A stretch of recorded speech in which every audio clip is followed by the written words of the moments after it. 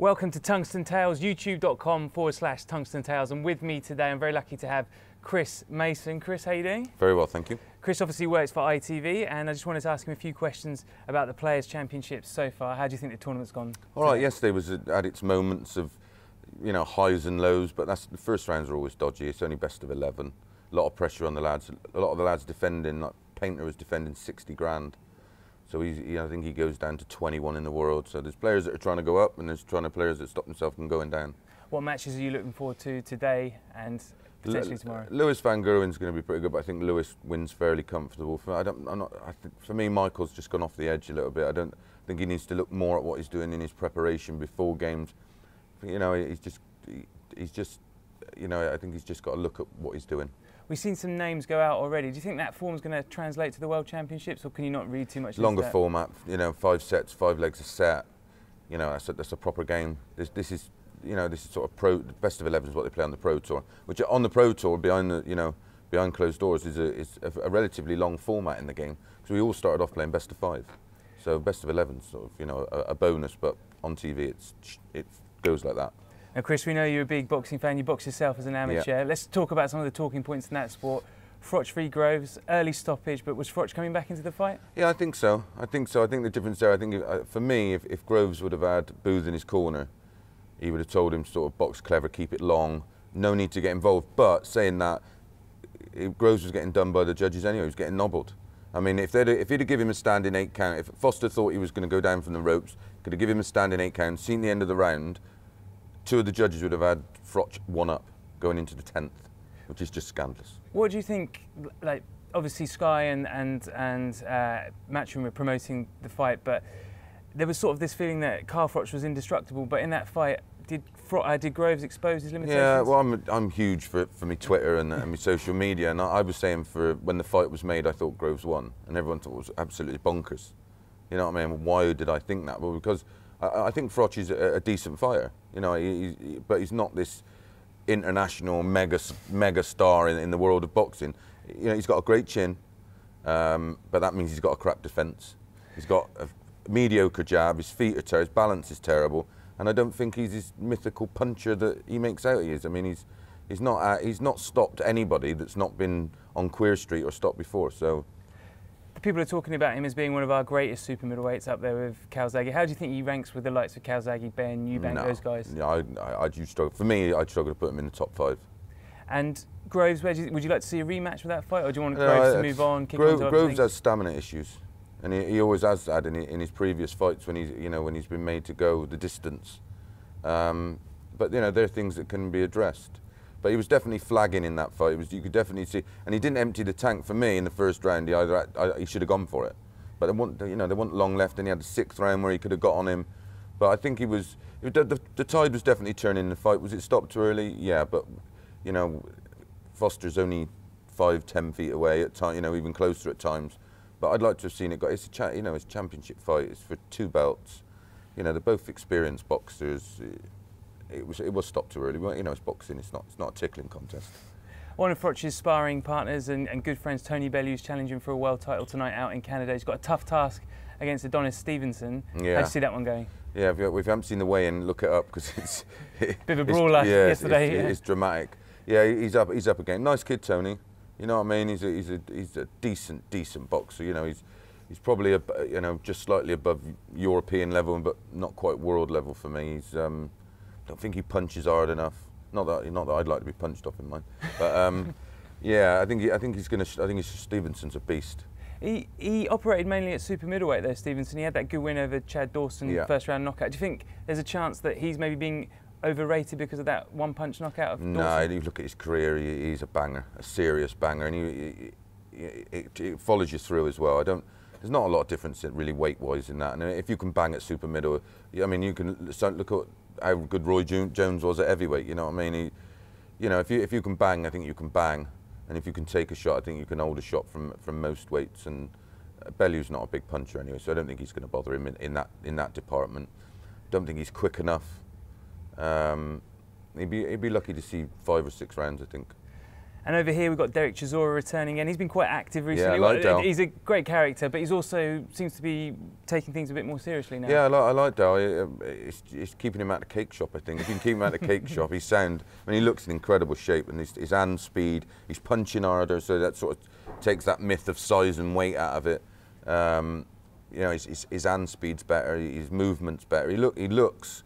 You know, I'd like to see this version of Chisora against Tyson Fury, which is a fight I think that's got to be made. It's got to be made, and the first time around we could all see that Chisora wasn't really he wasn't in shape, and you know what I mean, he wasn't that much in it for me in that fight. But I think this version of Chisora give Tyson a great fight, and now that David Hayes sort of out of the equation, well, until Vitaly offers him that fight next year. Yeah, I think that's a good fight. Or get Wilder over for Fury. I think that's another potential fight. Yeah. Wilder Chisora's a good fight. You know, Malik Scott was highly rated by the Americans. Those of us that know boxing knew what he was all about. But you know, and I think Wilder might be a little bit like that. I think he's chinny and a KO waiting to happen. He's not had a tough test yet, really. Well, yeah, there's a guy called Harold Sconiers. It's been actually removed by his promoters off of YouTube. Deontay Wilder's promoter. Really, yeah, it was on YouTube. How early? And he was absolutely blitzed. It was only, I think it was probably maybe 7, 8 fights ago. Wow. Something like that. I mean, he has fighted so many cab drivers and bus drivers, and yeah, he was absolutely gone. Very much like Hernandez. I think he's operating it like heavy or cruiser. Yeah, he really is chinny, Wilder. Real chin, but he can bang. So if he hits you first, then he wins. But if you catch him, he will go. David Price, obviously coming off the back of those losses to Tony Thompson, he's signed with the Sauerlands over in Germany. You think it's a good move for him? Yeah, I do. Yeah, I like what the brothers do. They're good promoters. They put on a great show over there. I mean, the Klitschko shows that they've been involved in have been immense. Yeah, and I think he's with Booth, didn't he? Yeah, exactly. Yeah, I think Price has got all the tools. I mean, he's definitely got the size. He's definitely got power. But just stamina issues and confidence, I think. And I think Adam Booth's a real slick operator. I really like his work. And the sort of psychology of the sport is into that, isn't he? I mean, there's no need for someone like Pricey to get involved in a fight. Yeah. Just keep it so long. Look what the Klitschkos have done. All right, not the most exciting guys in the world to watch. But, you know, they just keep clicking up the wins. I mean, Vladimir's been undefeated for over 10 years. And it is just an absolute machine. And let's talk about the very top of the sport. Floyd Mayweather obviously looking great against Alvarez. Khan's talking about that could be a fight for them in May.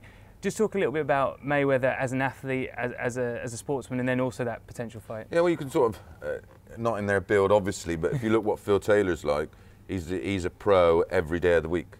And Mayweather's the same, never out of shape, always in the gym.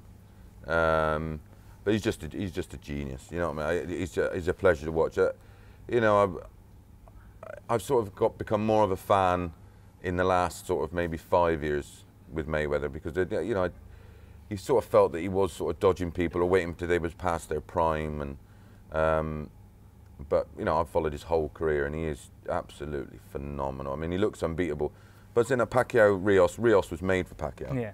You know, Rios is just, I mean, he's a brawler. You put him in a phone box. I mean, those 2 fights with Alvarado were 2 of my favourite fights. Yeah, great fights. But you ain't, you know, a speed merchant like Pacquiao, it made for him. I mean, Mayweather would destroy Rios. I mean, really knock him about. And I love Pacquiao. I think he's a great fighter. He's been great for the sport, and he's a decent human being. But I think if they made that fight, which they should make that fight, which they can make that fight now, I think he probably Freddie Roach pulls Pacquiao out in that fight late on.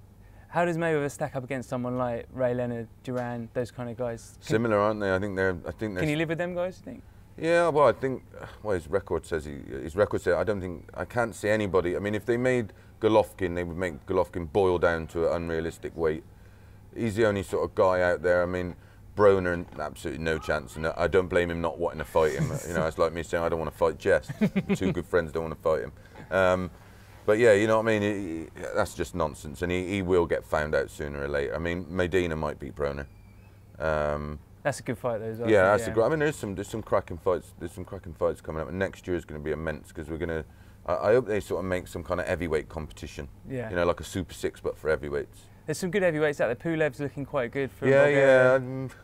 Not sure. Yeah. Not really sure if he's quite got it all, the whole package. But yeah, there's some good. I mean, it's more Europeans, incredibly, when you think that the Americans dominated that division for so many years. Yeah. That now there's not a, you know, I think Wilder's probably. I mean, Seth Mitchell was unfortunately another American footballing hype job. Yeah.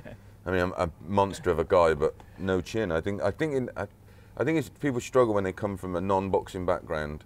They all seem to struggle in the whiskers department.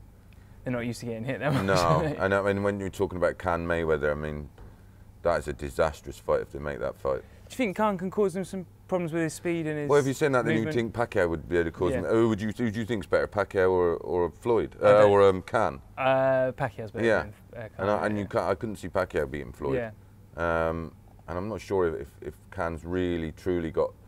Yeah, I mean, he's got the man speed, but when he comes in, he leaves his chin up in the air. So he sort of goes in well, and when he comes out of the exchange, chin's in the air, and he throws the jab, and as he throws the jab, his chin rises. Up, yeah. And that's like basic stuff. Yeah. And that's Mayweather's just going to capitalise on that all night long. Yeah. Yeah. Going to bust him up. Last question: how about young prospects or younger fighters that we may not know in the limelight at the moment? Any guys that you're watching, you're thinking could be big in the future? Yeah, I think John Joe Nevin's going to have a great career. Obviously, the Olympians. I mean, we've got Gogo and Joshua. I watched Joshua's debut at the O2 and meant that guy is a beast. Physically, he's amazing. My yeah. God, what a specimen! But he seems to already be learning, getting better. Right? Yeah, getting better. I mean, he was a bit stiff. He reminded me a bit like an early Bruno. Yeah. You know, everything was a bit. And you got to watch those guys when they're that muscular, because they use so much energy.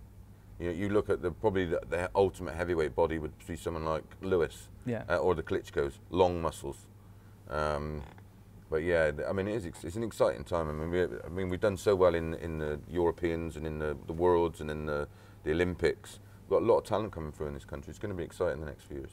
That's fantastic. Chris, thanks so much Pleasure. for joining us here on Tungsten Tales. Don't forget to subscribe, youtube.com/Tungsten Tales. Follow us on Twitter @Tungsten Tales.